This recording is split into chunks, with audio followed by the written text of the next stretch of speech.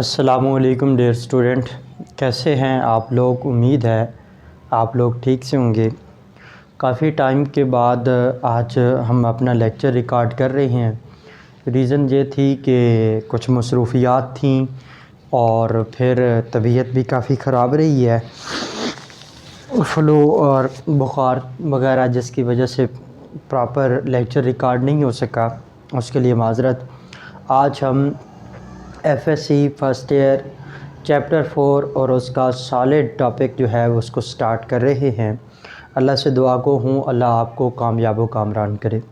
Student, solid क्या चीज़ है? हमने पढ़ देखा कि जो मैटर है वो 3 स्टेट में एग्जिस्ट करता है।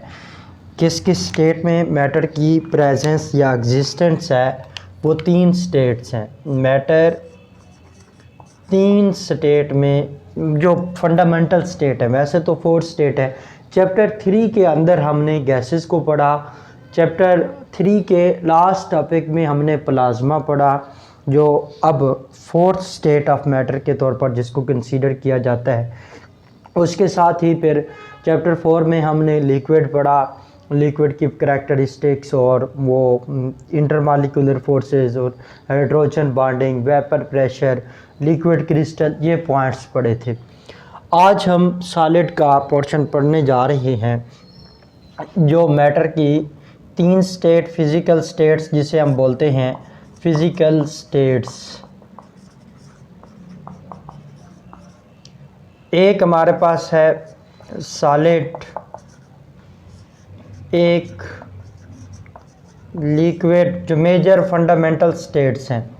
तीसरी हमारे पास है गैस और 4th नंबर पे अब जो स्टेट कंसीडर होती है वो है प्लाज्मा। सॉलिड क्या चीज़ है? ये एक ऐसी स्टेट ऑफ मैटर है, यानी जो सॉलिड है ये क्या है? एक ऐसी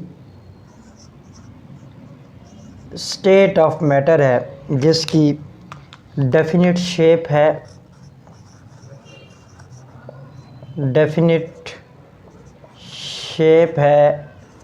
डेफिनिट वॉल्यूम है। मिसाल के तौर पर अगर हम बात करें, मेरे पास एक बुक है, आपके पास एक बुक है। उस बुक को अगर हम लोग कंसीडर करें तो हमें ये पता है कि उसकी शेप जहाँ पे भी रखेंगे वो शेप चेंज नहीं करेगी, जो उसकी शेप है वही रहेगी। उसका वॉल्यूम जितनी वो स्पेस ऑक्यूपाई कर रहा है, उसको जहाँ पे भी रखेंगे वो अपनी उतनी ही जगह घेरेगी, उससे ना कम घेरेगी ना ज़्यादा घेरेगी। यानी उसका वॉल्यूम भी डेफिनिट है, उसकी शेप भी डेफिनिट है।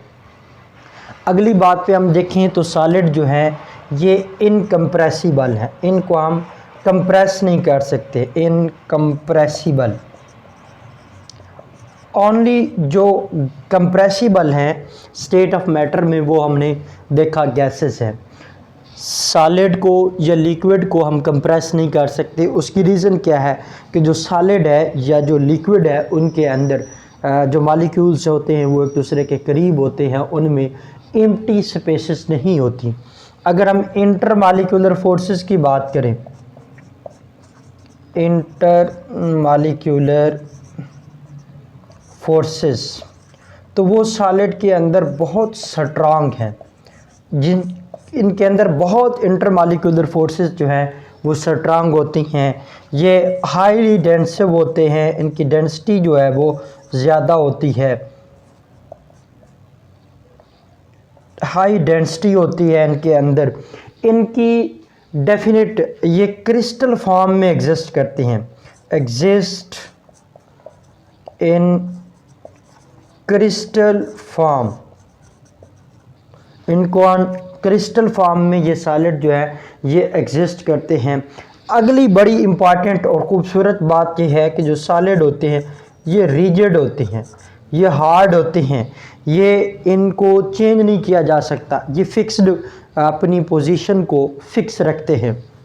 इसके बाद अगर हम इन सॉलिड्स के पॉइंट्स की जो डिस्कशन कर रहे हैं उसमें हम ये देखें कि इनकी जो इंटरमॉलिक्यूलर फोर्सेस हैं वो स्ट्रांग होती हैं। अब इनके अंदर सॉलिड में जो हम बेसिकली सॉलिड को जो अरेंज करते हैं वो किस बात पे होता है, फर्दर उसकी टाइप्स देखेंगे।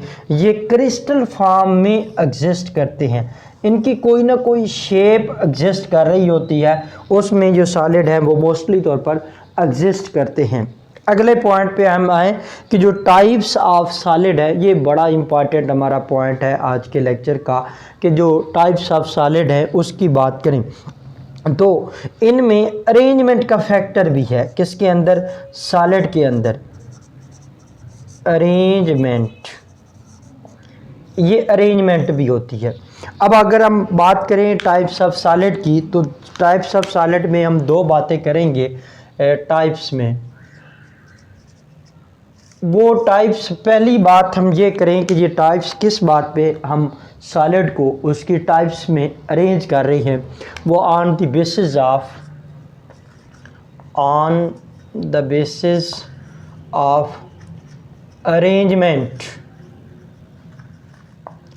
ऑफ पार्टिकल्स, उन पार्टिकल्स में जिनसे मिलके वो सॉलिड बन रहा है। वो एटम्स हो सकते हैं, आयंस हो सकते हैं, या कोई अदर पार्टिकल्स, जो भी चीज़ें हैं जिनसे वो सॉलिड बन रहा है, उनके अंदर अरेंजमेंट होती है। उस अरेंजमेंट की बेस पे सॉलिड को फर्दर टू टाइप्स में डिवाइड किया जाता है। एक टाइप है क्रिस्टलाइन सॉलिड,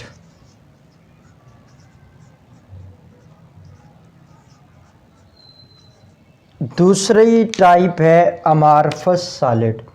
अच्छा, ये क्वेश्चन जब भी आता है इस क्रिस्टलाइन सॉलिड और अमार्फस सॉलिड में, तो ये क्वेश्चन आता है differentiate crystalline solid and amorphous solid, discuss the differences between crystalline solid and amorphous solid.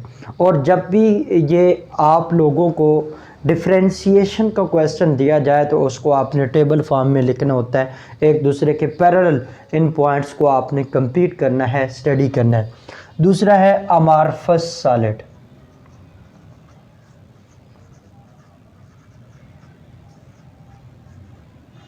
ये दो टाइप्स हैं किसकी? सॉलिड की। एक क्रिस्टलाइन सॉलिड है, दूसरा अमार्फस सॉलिड है। इन दोनों टाइप्स में ये सेपरेट भी आपका शॉर्ट क्वेश्चन पूछा जा सकता है, what do you know about crystalline solid. इसी तरह what do you know about the amorphous solid, ये भी क्वेश्चन पूछा जा सकता है। ये पीछे आपने अगर सॉलिड की बात करें तो ये सॉलिड की कैरेक्टरिस्टिक जब हम चैप्टर नंबर 3 में पढ़ रहे थे, उसका फर्स्ट लेक्चर भी यही है, properties of the solids, properties of the gases and properties of the liquids. वो आपका अगर आपको उस किसी इन तमाम वहाँ डिटेल्ड मैकेनिज़्म के साथ ये जो प्रॉपर्टीज़ हैं वो हमने डिस्कस की थी। अगर आप उनको इस चीज़ का यहाँ पे समझ नहीं आ रही, ये पॉइंट क्लियर नहीं हो रहे, तो आप वो टॉपिक जाके देख सकते हैं, वो आप लेक्चर सुन सकते हैं, properties of the liquid gases and solids. अच्छा, क्रिस्टलाइन सॉलिड, सबसे पहली बात करें इनके पॉइंट्स में हमने एक दूसरे को स्टडी करना है। जो क्रिस्टलाइन सॉलिड होता है ये ट्रू, इसे हम ट्रू सॉलिड बोलते हैं, ट्रू सॉलिड। जो अमार्फस सॉलिड है इसे हम बोलते हैं सीडो सॉलिड, सीडो सॉलिड, जिसका मीनिंग भी यही है फॉल्स। इसको दूसरे लफ्ज़ों में हम बोलते हैं false solid, pseudo mean false. अच्छा, ये ट्रू सॉलिड है, ये इसको हम सीडो सॉलिड बोलते हैं या फॉल्स सॉलिड बोलते हैं। और इस अमार्फस का मतलब ही यही होता है, अगर हम इसके मीन की बात करें तो वो शेपलेस, ऐसा सॉलिड जिसकी कोई स्पेसिफिक शेप, कोई स्पेसिफिक ज्योमेट्रिकल शेप एग्जिस्ट नहीं करती, उस सॉलिड को हम अमार्फस सॉलिड कहते हैं। अब अमार्फस सॉलिड को क्यों सॉलिड कहा जाता है जब उसकी शेप ही भी नहीं है? तो उसको देखने वाली बात यही है कि इसको हम जब कहते हैं ना शेपलेस या फॉल्सेस, उसका मतलब यही है कि इनके पार्टिकल्स के अंदर कोई डेफिनेट अरेंजमेंट नहीं है। लेकिन ये सॉलिड भी होते हैं और हार्ड भी होते हैं। इनका एक स्पेसिफिक वॉल्यूम भी है जिस बेस पे इस अमारफस सॉलिड को हम सॉलिड का नेम दे देते हैं। जो क्रिस्टलाइन सॉलिड है ये ट्रू सॉलिड है, और जो अमारफस सॉलिड है इसको हम सीडो सॉलिड कहते हैं या फॉल्स सॉलिड कहते हैं। अच्छा, इसके साथ नेक्स्ट पॉइंट की अगर हम बात करें तो यहाँ पे जो पार्टिकल्स हैं जिनसे मिलके ये सॉलिड बना है वो पार्टिकल्स अरेंज होते हैं प्रॉपर, उनमें रेगुलर अरेंजमेंट होती है, 3 डायमेंशनल। उन पार्टिकल्स के अंदर हमारे पास क्या आ सकता है, इन पार्टिकल्स में एटम्स, आयंस या जो भी पार्टिकल्स हैं जिनसे ये मिलके सॉलिड बन रहा है, पार्टिकल्स आर अरेंज्ड। उनमें पार्टिकल्स में एक और बात भी आप लिख सकते हो, molecules, atoms, ions are molecules.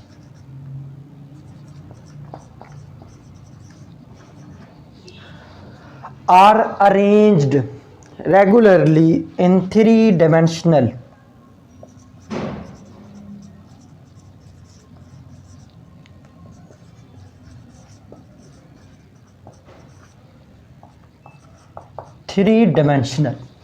ये 3 डायमेंशनल, जैसे हम बात करते हैं x axis, y axis, z axis, तो ये जो कम्बिनेशन ऑफ द एक्सिस होता है उसको हम स्पेस बोलते हैं। और जब तीनों एक्सिस को हम कंबाइन कर लेते हैं इसको हम वन प्लेन कहते हैं।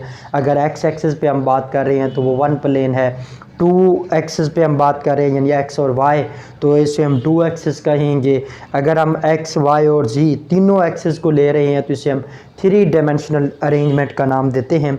तो ये हमारे पास क्रिस्टलाइन सॉलिड एक ऐसा सॉलिड है जिसमें एटम्स, आयंस और जो मॉलिक्यूल्स हैं जिनसे मिल के सॉलिड बन रहा है, इनमें रेगुलर 3 डायमेंशनल अरेंजमेंट होती है और अरेंज्ड रेगुलरली 3 डायमेंशनल। इनमें क्या होगा, जो एटम्स हैं जिनसे मिलके वो हमारा सॉलिड बन रहा है, आयंस हैं या मॉलिक्यूल्स हैं, do not have 3D regular arrangement. इनमें कोई 3D रेगुलर अरेंजमेंट नहीं होती।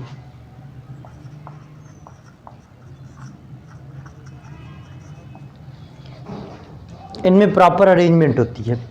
इससे अगला पॉइंट की अगर हम बात करें तो इनकी डेफिनेट ज्योमेट्रिकल शेप होती है, डेफिनेट ज्योमेट्रिकल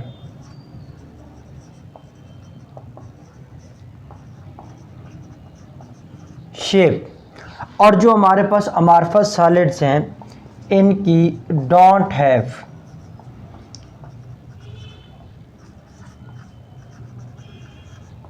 ज्योमेट्रिकल शेप, इनकी कोई ज्योमेट्रिकल शेप नहीं बनती। ज्योमेट्रिकल शेप फर्दर हम क्रिस्टलाइन की कैरेक्टरिस्टिक्स में स्टडी करेंगे। जैसे हमें पता है ये क्यूबिक शेप होती है,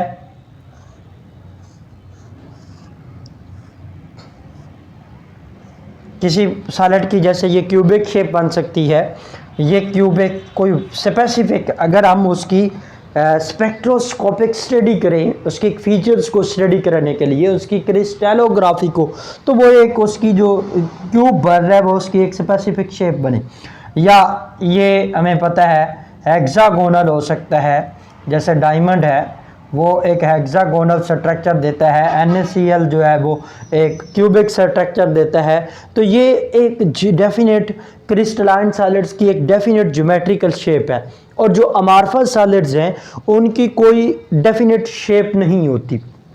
अगले पॉइंट पे अगर हम बात करें कि जो हमारे पास क्रिस्टलाइन सॉलिड्स है इनका शार्प मेल्टिंग पॉइंट होता है, शार्प मेल्टिंग पॉइंट, और इनका शार्प मेल्टिंग पॉइंट नहीं होता, don't have sharp melting point.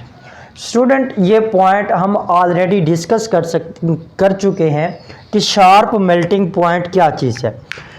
For example अगर मैं बात करूं कि जो NaCl है, ये मेरे पास एक क्रिस्टलाइन सॉलिड है, इसका जो मेल्टिंग पॉइंट है वो 801 डिग्री सेल्सियस है। अब शार्प मेल्टिंग पॉइंट की जब हम बात करते हैं, इट्स मीन्स दैट कि ये सॉलिड स्टेट में है और इसने जब कन्वर्ट होना है लिक्विड स्टेट में, तो NaCl जब तक हम 801 डिग्री सेल्सियस तक टेम्परेचर नहीं देते, ये सॉलिड अपनी स्टेट चेंज नहीं करेगा। और जैसे ही ये टेम्परेचर मिलेगा तो ये सॉलिड अपने आप को कन्वर्ट करेगा डायरेक्ट लिक्विड स्टेट में, किसी और स्टेट में ये अपने आप को एग्जिस्ट नहीं करेगा। और जैसे ही ये टेम्परेचर मिलेगा ये फौरन कंप्लीटली तौर पर कन्वर्ट हो जाएगा लिक्विड स्टेट में, ट्रांसपेरेंट स्टेट में, जैसे वाटर की स्टेट होती है, बीच में कोई टर्बिड फेज वगैरह नहीं आएगा, जैसे हमने लिक्विड क्रिस्टल के अंदर ये पॉइंट डिस्कस किया था। तो जब कि हम अगर बात करें अमॉर्फस सॉलिड की, तो ये पहले सॉफ्ट हो जाते हैं, और जैसे हमारे पास प्लास्टिक है या रबड़ है, ये हमारे पास क्या होते हैं, अमॉर्फस सॉलिड होते हैं। इनको अगर हम हीट करें तो ये फौरी तौर पर, इनका कोई स्पेसिफिक या शार्प मेल्टिंग पॉइंट नहीं है, हम हीट देते हैं तो वो पहले पिघलता है और पिघलने के बाद फिर ये एक स्पेसिफिक कंडीशन पे जाएगा। यानी इनका मेल्टिंग पॉइंट जो है वो जिस तरह क्रिस्टलाइन सॉलिड का एक शार्प मेल्टिंग पॉइंट है, इनका शार्प मेल्टिंग पॉइंट नहीं होता, ये पहले मोल्ड हो जाता। यानी हम अगर शार्प मेल्टिंग पॉइंट की बात करें, शार्प का मतलब है कि वो स्पेसिफिक टेम्परेचर जिस पे ये हमारा कोई भी क्रिस्टलाइन सॉलिड है वो उसने कन्वर्ट होना लिक्विड में, उससे पहले वो अपनी स्टेट को बरकरार रखे। और जैसे ही वो टेम्परेचर मिलेगा, इवन हम टेम्परेचर दे रहे हैं 800 डिग्री सेल्सियस, इस पे भी ये NaCl लिक्विड में कन्वर्ट नहीं होगा। जब टेम्परेचर 801 डिग्री सेल्सियस पहुंचेगा तो ये बगैर किसी और स्टेट में अपने आप को कन्वर्ट किए डायरेक्ट ट्रांसपेरेंट लिक्विड में कन्वर्ट होगा। इसको हम बोलते हैं शार्प मेल्टिंग पॉइंट। जो क्रिस्टलाइन सॉलिड है इनका शार्प मेल्टिंग पॉइंट होता है, और जो अमॉर्फस सॉलिड्स हैं इनका कोई शार्प मेल्टिंग पॉइंट नहीं होता। और इसी तरह जो क्रिस्टलाइन सॉलिड्स हैं इनकी एक स्पेसिफिक हीट ऑफ फ्यूजन होता है। ये मोलर स्पेसिफिक है, स्पेसिफिक हीट ऑफ फ्यूजन, और इनमें कोई स्पेसिफिक हीट ऑफ फ्यूजन नहीं होगा। डोंट हैव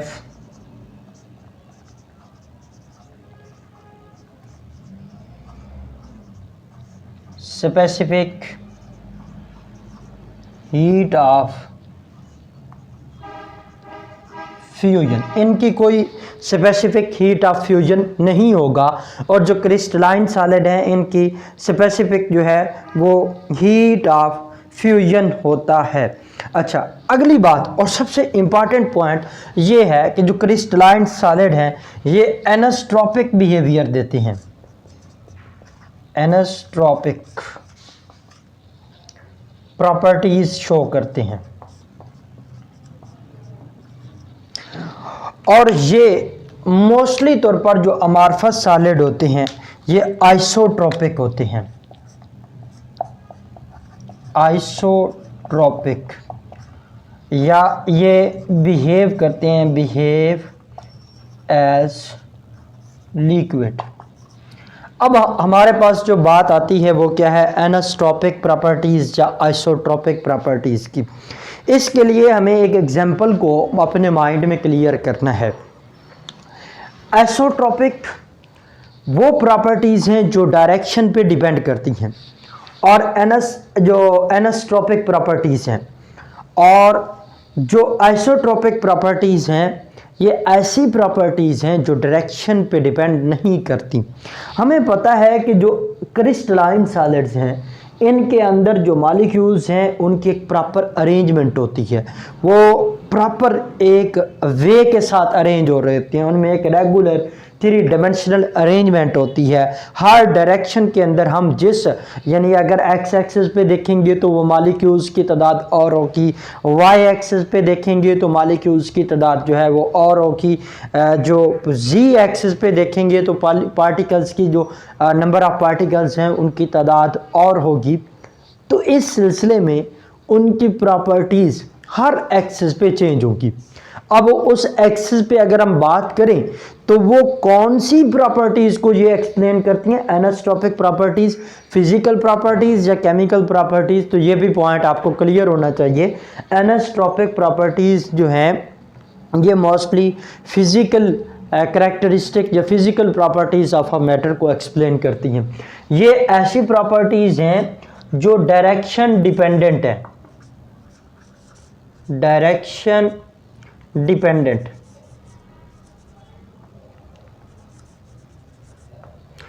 और आइसोट्रॉपिक वो प्रॉपर्टीज हैं जो डायरेक्शन इंडिपेंडेंट है, ये डायरेक्शन पे डिपेंड नहीं करती।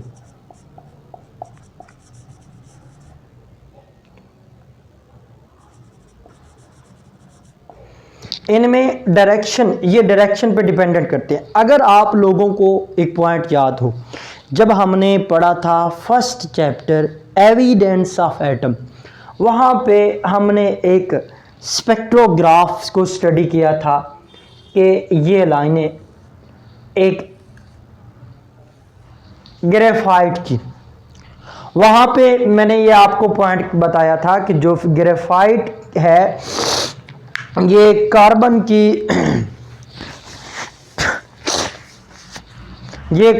की एलोट्रोपिक फॉर्म है, और कार्बन की एलोट्रोपिक फॉर्म ग्रेफाइट है, डायमंड है, बकीवाल्स हैं। दुनिया के अंदर कोई नॉन मेटल में अगर कोई ऐसी सब्सटेंस है जो कंडक्टर है तो वो ओनली ग्रेफाइट है। डायमंड भी जो है वो कंडक्टर नहीं है, बाकी तो मेटल्स हम मोस्टली तौर पे कहते हैं कि वो कंडक्टर होती हैं। अब इसमें होता क्या है कि जो ग्रेफाइट के अंदर पार्टिकल्स हैं या एटम्स की जो लेयर्स होती हैं वो पैरेलल लेयर्स होती हैं, और इन पैरेलल लेयर्स के अंदर एक फ्री इलेक्ट्रॉन्स होता है, और उस फ्री इलेक्ट्रॉन्स की मूवमेंट की वजह से वो फ्री इलेक्ट्रॉन्स जब मूव करता है तो उसकी वजह से ग्रेफाइट जो है वो कंडक्टर के तौर पर बिहेव करती है। अगर इन लेयर्स की अगर मैं बात करूं, यहाँ से वो मूव कर सकता है, इधर भी वो मूव कर सकता है। अब अगर ये लेयर्स परपेंडिकुलर हो जाएं, या जैसे ये लेयर्स जो हैं ये पैरेलल डायरेक्शन में है तो ग्रेफाइट जो है वो कंडक्टर है।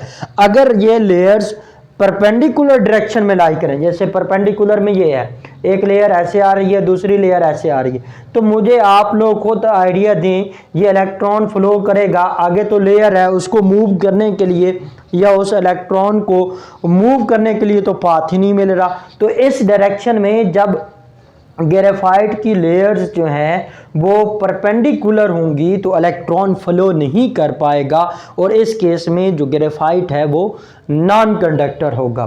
लेकिन अगर ये ग्रेफाइट की लेयर्स परपेंडिकुलर नहीं है बल्कि क्या है, पैरेलल डायरेक्शन में है, और जब पैरेलल डायरेक्शन में है तो इनमें जो इलेक्ट्रॉन फ्री है वो इजीली फ्लो कर सकता है, वो इजीली मूव कर सकता है, और उस इलेक्ट्रॉन की फ्री मूवमेंट की वजह से इलेक्ट्रिक करंट कंडक्ट होता है। तो ये हमारे पास एनोट्रॉपिक प्रॉपर्टीज। अब ये जो ग्रेफाइट के अंदर इलेक्ट्रॉन का फ्लो, ये जो इलेक्ट्रॉन की इलेक्ट्रिकल कंडक्टेंस है, ये बेसिकली डायरेक्शन डिपेंडेंट है। क्या कि अगर लेयर्स पैरेलल डायरेक्शन में हैं तो वो करंट फ्लो करेगा, इलेक्ट्रॉन फ्लो करेगा, तो ये कंडक्टर होगा। अगर ये नहीं है तो फिर क्या होगा कि ये इलेक्ट्रॉन जो है वो फ्लो नहीं करेगा। एंड तो जो इसके अंदर क्योंकि पार्टिकल्स की कोई अरेंजमेंट नहीं होती, प्रॉपर किसी वे में वो मॉलिक्यूल्स, वो एटम्स या आयंस अरेंज नहीं होते, वो जिस डायरेक्शन से भी हम देखें तो उनकी एक ही तरतीब नज़र आएगी, उसमें कोई फ़र्क नज़र नहीं आएगा। तो इस केस में जो हमारे पास ये अमार्फस सॉलिड हैं ये डायरेक्शन पे डिपेंडेंट नहीं हैं। ये कोई डायरेक्शन में, जिस डायरेक्शन में भी इनकी करैक्टरिस्टिक को स्टडी किया जाएगा तो उनकी करैक्टरिस्टिक सेम रहेंगी। हाँ, इनकी करैक्टरिस्टिक को अगर डायरेक्शन की चेंज करेंगे तो वो वेरी कर जाएंगी। तो ऐसी प्रॉपर्टीज़ जो डायरेक्शन पे डिपेंडेंट है उन्हें हम एनोट्रोपिक प्रॉपर्टीज़ कहते हैं, और जो डायरेक्शन इंडिपेंडेंट हैं, जो डायरेक्शन पर डिपेंड नहीं करती, उसे हम क्या बोलते हैं, आइसोट्रोपिक प्रॉपर्टीज़। और जो सब्सटेंस एनोट्रोपिक प्रॉपर्टीज़ पे शो करता है उसे हम एनोट्रोप कहते हैं, और जो नहीं करता उसे हम आइसोट्रोप कहते हैं। जो क्रिस्टलाइन सॉलिड हैं ये एनोट्रोपिक प्रॉपर्टीज़ पॉजिटिव देते हैं, और जो आइसोट्रोपिक प्रॉपर्टीज़ हैं ये बेसिकली अमार्फस सॉलिड की होती हैं। अगर हम इसकी एग्जांपल की बात करें तो ये एग्जांपल में हमारे पास, इसकी एग्जांपल में क्या है, NaCl है, डायमंड है, ग्रेफाइट भी आप लिख सकते हैं, ग्रेफाइट है। और इसकी एग्जांपल के अंदर हम बात करें कि जो हमारे पास अमार्फस सॉलिड है इसकी एग्जांपल में ग्लास है, रबड़ है, और ग्लास है, रबड़ है, प्लास्टिक है, वुड, ये सारे क्या हैं, अमार्फस सॉलिड होती हैं। इनके अंदर कोई प्रॉपर अरेंजमेंट नहीं होती। अब ये हमारे पास कुछ डिफरेंसेस थे जिनको हमने स्टडी किया, किसके अंदर, क्रिस्टलाइन सॉलिड के अंदर और अमार्फस सॉलिड के अंदर। अब इससे नेक्स्ट पॉइंट के कुछ इसी के रिलेटेड हैं, उसको हम देखते हैं। इनको आप नोट कर लें।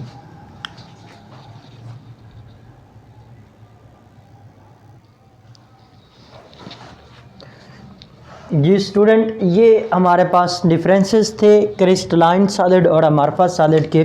इससे एक छोटा सा पॉइंट ये है, हमारे पास जो अमार्फस सॉलिड है इसके अंदर इसको एक दो छोटी छोटी डेफिनेशंस हैं। क्रिस्टलाइट्स, व्हाट आर क्रिस्टलाइट्स, ये अक्सर एक छोटी सी डेफिनेशन पूछ लेता है।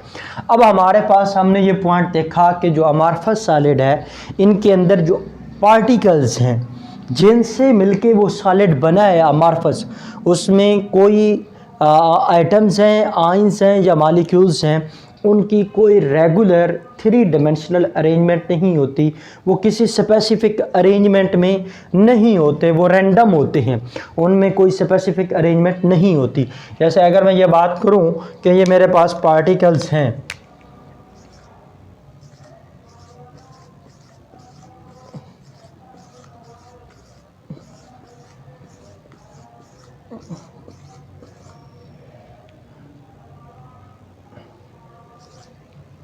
अच्छा ये पार्टिकल्स है। अब इन पार्टिकल्स की कोई प्रॉपर अरेंजमेंट नहीं आ रही, इसे हम बोलेंगे अमार्फस सॉलिड। और जब हम बात करते हैं क्रिस्टलाइन सॉलिड की तो उनके अंदर प्रॉपर रेगुलर अरेंजमेंट है, किसकी, पार्टिकल्स की। वो एक स्पेसिफिक डायरेक्शन के अंदर वो पार्टिकल्स एक दूसरे के साथ अरेंज होते हैं, उनमें एक स्पेसिफिक 3 डायमेंशनल अरेंजमेंट होती है।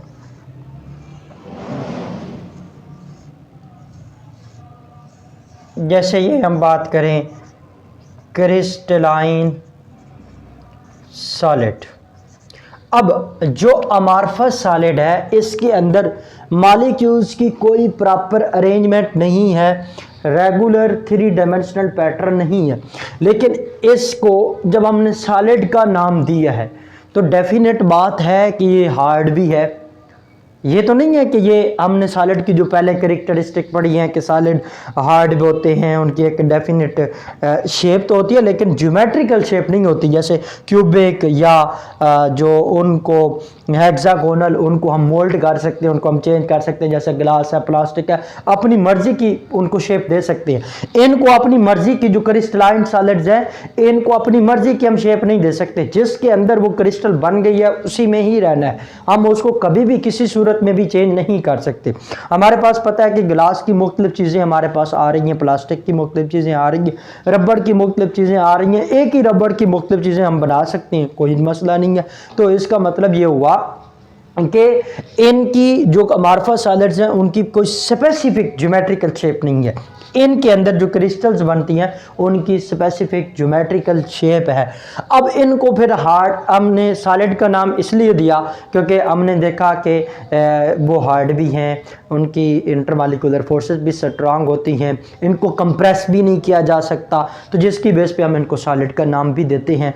वैसे हैं सॉलिड लेकिन ट्रू नहीं है, फॉल्स सॉलिड का हम नाम देते हैं। अच्छा, अब इसके अमार्फस सॉलिड के अंदर मॉलिक्यूल्स के अंदर जो long range in amorphous solid, अगर मैं बात करूं amorphous solid, long range order arrangement जो होती है पार्टिकल्स का, लॉन्ग रेंज ऑर्डर जो होता है ये नहीं होता, एब्सेंट होता है। हाँ, शॉर्ट रेंज ऑर्डर ज़रूर हो सकता है, शॉर्ट रेंज ऑर्डर ये शो होता है इनमें या प्रेजेंट होता है। यानी अब मॉलिक्यूल्स बेतरतीब पड़े हैं, ऐसे ही समझें जैसे क्लास के अंदर स्टूडेंट बेतरतीब बैठे हैं, उनमें कोई अरेंजमेंट नहीं है, तो उसके अंदर कुछ 3-4 स्टूडेंट ऐसे हैं जो ग्रुप बना के बैठे हैं। एक छोटा सा बीच में ऐसे ही सिचुएशन डेवलप हुई जिन्होंने छोटा सा जो अरेंजमेंट शो की, जिन्होंने मोस्टली तौर पे एक छोटा सा एक पैच डेवलप कर लिया। जैसे इसकी बात करें तो हमें कोई जो है स्पेसिफिक चीज़ नहीं आती। अच्छा, यहाँ पे अगर देखें तो मैं इन 3 को अगर मिला लूँ तो ये एक छोटा सा पैच बना है जिन्होंने एक प्रॉपर अरेंजमेंट शो कर दिया, एक छोटा सा अपनी अरेंजमेंट तरतीब दी है। तो ये जो हमारे पास बना है इसको 5 इस जो पैच बना है वो जो समाल इन्होंने छोटा सा जो ऑर्डर शो किया है, इसी को हमने क्या नाम दिया है, क्रिस्टलाइट्स। What are क्रिस्टलाइट्स? अगर ये क्वेश्चन आ जाए तो ये क्या कहना है, इन अमार्फस solids long range order arrangement is absent, however amorphous solid shows short range order in their structure या क्रिस्टल। तो वो जो अपनी क्रिस्टल बना रहे हैं, वो जो प्रॉपर एक अरेंजमेंट कर रही है, उस अरेंजमेंट के अंदर वो areas shows the areas of short range order. ये देखो, show the areas of short range order, उन शॉर्ट रेंज ऑर्डर जो एरियाज आ रही हैं उन्हीं को बेसिकली हम क्या नाम देते हैं, क्रिस्टलाइट्स। इनको हम नाम देते हैं क्रिस्टलाइट्स। फिर आगे है कि हाउ क्रिस्टल, जो एक और शॉर्ट क्वेश्चन आता है कि हम जो अमार्फस सॉलिड हैं इनको हम सुपर कूल्ड लिक्विड बोलते हैं, सुपर कूल्ड लिक्विड। क्यों? Why amorphous solids are known as super cooled liquid? या इसका दूसरा क्वेश्चन ये भी आ जाता है, जो crystalline solids can be converted into amorphous solid, why? इसके लिए स्टूडेंट आपने एक एग्जांपल समझनी है। जैसे क्लास के अंदर मुख्तलिफ स्टूडेंट बैठे हैं, उन्होंने अपनी अपनी तरतीब बनाई हुई है, कोई क्लास के अंदर अरेंजमेंट नहीं है क्योंकि टीचर ना हो तो वो अपनी मर्ज़ी की कोई 2 चेयर उधर करके बैठे हैं, कोई उधर, उनमें कोई स्मॉल पैचेस हैं जैसे अमार्फस सॉलिड की हम बात करें, लेकिन एक रेगुलर अरेंजमेंट उन्होंने चेयर्स की डेवलप नहीं की हुई। लेकिन जैसे ही क्लास के अंदर वो अपनी मूव कर रहे हैं जैसे भी है। और जैसे ही क्लास के अंदर टीचर आता है, वो सारे स्टूडेंट जितने जो जो काम कर रहे होते हैं अचानक सहम के अपनी अपनी जगहों पे बैठ जाते हैं, वो अपने फिक्स हो जाते हैं, अपनी पोजीशन डेवलप कर लेते हैं। तो इसी तरह जिस तरह वो स्टूडेंट अपनी पोजीशन डेवलप कर लेता है, मेरे पास जो क्रिस्टलाइन सॉलिड है उनके अंदर मॉलिक्यूल्स में प्रॉपर अरेंजमेंट है।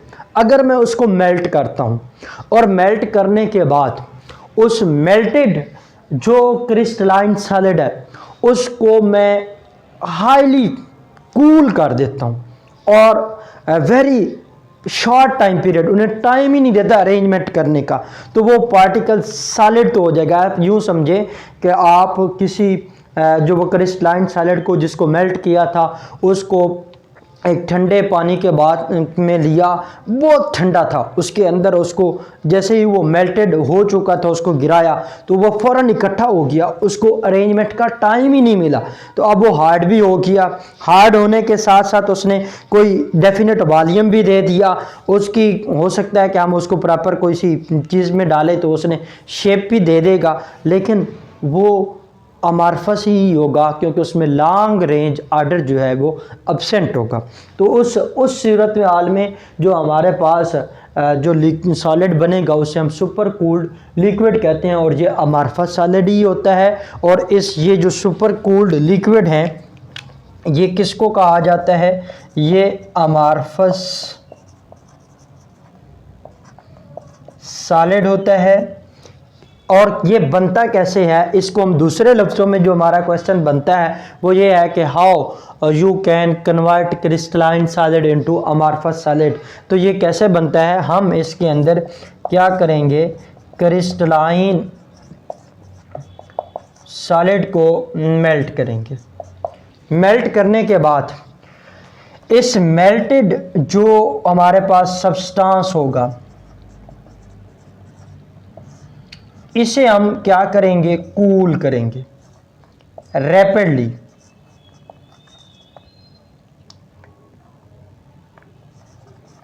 रैपिडली बड़ी तेजी के साथ जैसे ही क्रिस्टलाइन सॉलिड को हमने मेल्ट किया और उस मेल्टेड सब्सटेंस को जो कि क्रिस्टलाइन सॉलिड था उसको हम बड़ी तेजी के साथ रैपिडली कूल करेंगे। जब उसको रैपिडली कूल किया जाएगा तो ये जो हमारे पास वो मेल्टेड सब्सटेंस था वो किस में वो सॉलिड हो जाएगा। अब ये जो सॉलिड बना है इसके अंदर जो लॉन्ग रेंज ऑर्डर है पार्टिकल्स का वो नहीं बनेगा, वो उनको टाइम ही नहीं मिला, उनको अरेंज होने के लिए प्रॉपर एक वे में डायरेक्शन भी नहीं मिली, उन्हें वो वक्त ही नहीं मिला। आपने फ़ौरन उनको रैपिड कूल किया, बड़ी तेज़ी के साथ कूल किया, उनकी जो क्रिस्टल्स जो बननी चाहिए थी वो नहीं बनेगी। होगा क्या कि उनके अंदर लॉन्ग रेंज आर्डर जो है वो नहीं बनेगा, बल्कि ये क्या देंगे, शॉर्ट रेंज आर्डर डेवलप करेंगे। ये जो सॉलिड है ये लॉन्ग रेंज आर्डर नहीं देगा बल्कि क्या देगा, शॉर्ट रेंज आर्डर ये देगा। और उस शॉर्ट रेंज आर्डर बेसिकली किसके अंदर है, अमारफस सॉलिड के अंदर है, जिसकी वजह से इसको हम क्या करेंगे, सुपर कूल्ड लिक्विड, क्योंकि उसको हमने हाई, ये देखो नाम भी बता रहा है सुपर कूल्ड लिक्विड, उसको बहुत लो टेम्परेचर पे बड़ी ज़्यादा कूल कर दिया, एक एक्स्ट्रा उसकी कूलिंग प्रोवाइड की। तो उस केस में जो हमारे पास सॉलिड बनेगा वो शॉर्ट रेंज आर्डर होगा, उसके अंदर मॉलिक्यूल्स एक डेफिनेट वॉल्यूम भी देंगे, हार्ड होगा, रिजिड होगा, लेकिन उसके अंदर लॉन्ग रेंज जो पार्टिकल्स की अरेंजमेंट नहीं होगी, शॉर्ट रेंज पार्टिकल्स की अरेंजमेंट होगी। उसका कोई डेफिनेट वॉल्यूम भी बनेगा, हार्ड भी होगा, रिजिड भी होगा, जिसकी वजह से उस सॉलिड को हम क्रिस्टलाइन सॉलिड नहीं कहेंगे बल्कि क्या कहेंगे, अमारफस सॉलिड कहेंगे। और इसी अमारफस सॉलिड को हम सुपर कूल्ड लिक्विड भी कहते हैं। और ये एक बड़ा इंपॉर्टेंट शॉर्ट क्वेश्चन है जिसमें हम ये कहते हैं कि amorphous solids are super cooled liquid, या how we can convert the crystalline solid into amorphous solid. ये भी शॉर्ट क्वेश्चन है और ये पूरा आज जो टॉपिक हमने किया है ये कंप्लीट एक शॉर्ट क्वेश्चन का पोर्शन था। इसमें ये पूछ लेता है differentiate crystalline solid, amorphous solid, what are amorphous solid, give example. इसी तरह what are crystalline solid, give example. Define, ये एक छोटी सी डेफिनेशन पूछ लेता है, डिफाइन क्रिस्टलाइट्स, इसकी डेफिनेशन है। फिर ये जो शॉर्ट क्वेश्चन है ये अक्सर पेपर में शॉर्ट क्वेश्चन के तौर पर पूछ लेता है कि what are amorphous solids are super cooled liquid, justified, या crystalline solids, how you can convert crystalline solid into super cooled liquid या amorphous solid। तो उसमें हम यही करते हैं कि जो क्रिस्टलाइन सॉलिड लेते हैं उसका एक डेफिनेट शार्प मेल्टिंग पॉइंट है, उसको हम मेल्ट करते हैं। आफ्टर मेल्टिंग उस सब्सटेंस को हम रैपिडली कूल करते हैं वेरी लो टेम्परेचर पे।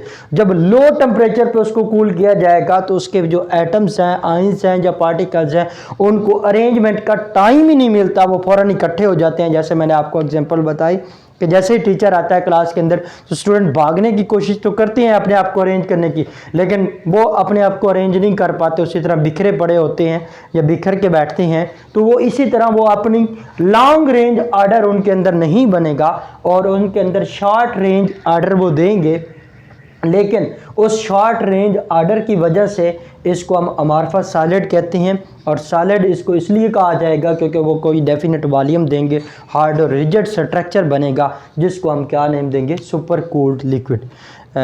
इसके साथ ही आप लोगों को अल्लाह से दुआ को हूँ कि अल्लाह ताला आपको भी कामयाबियों से नवाजे। आज रमज़ानुल मुबारक का दिन जो है वो स्टार्ट हो चुका है, हमने भी तरावीह पढ़ने जाना है, टाइम हो चुका है। नेक्स्ट लेक्चर इंशाल्लाह ताला कल से हम चलाएंगे, डे टाइम में कोई बनाएंगे। अल्लाह से दुआ को हूँ अल्लाह ताला आपको दीन दुनिया आखिरत में कामयाबियों से नवाजे। वमा अलैना इल्लल बलागुल मुबीन।